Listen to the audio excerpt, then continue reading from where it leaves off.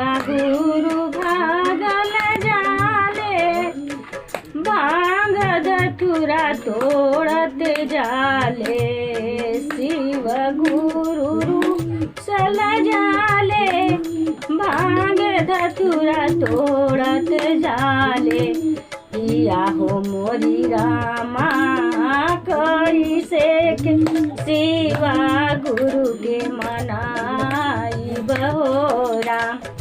किया हो मोरी रामा कैसे के शिवा गुरु के मनाई बहोरा।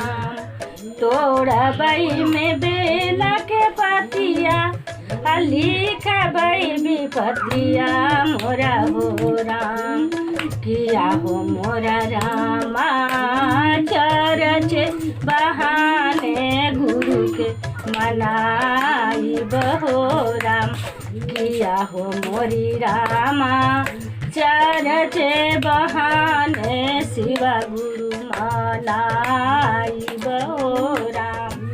शिव गुरु भागल जाले, कांटे कूसे तोड़त जाले। शिव गुरु भागल जाले, कांट कूस तोड़त जाले। किया हो मोरी रामा कैसे के शिवा गुरु के मनाई बहोरा। तोड़बई धतूरवा के पतिया, लिखबई विपतिया मोरा हो राम। किया हो मोरी रामा 16 सोमवारी शिवा के मनाई बहोरा। किया हो मोरी रामा 16 सोमवारी शिवा के बोलाई बहोरा।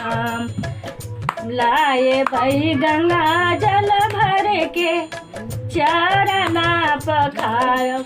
किया हो मोरी रामा चरण पखारी दुखवा सुनाए बहोरा।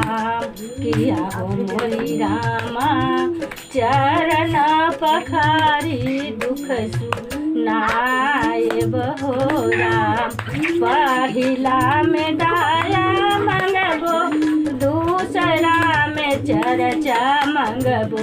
किया हो मोरी रामा तीसरा में नामा शिवा पर नामन हो राम।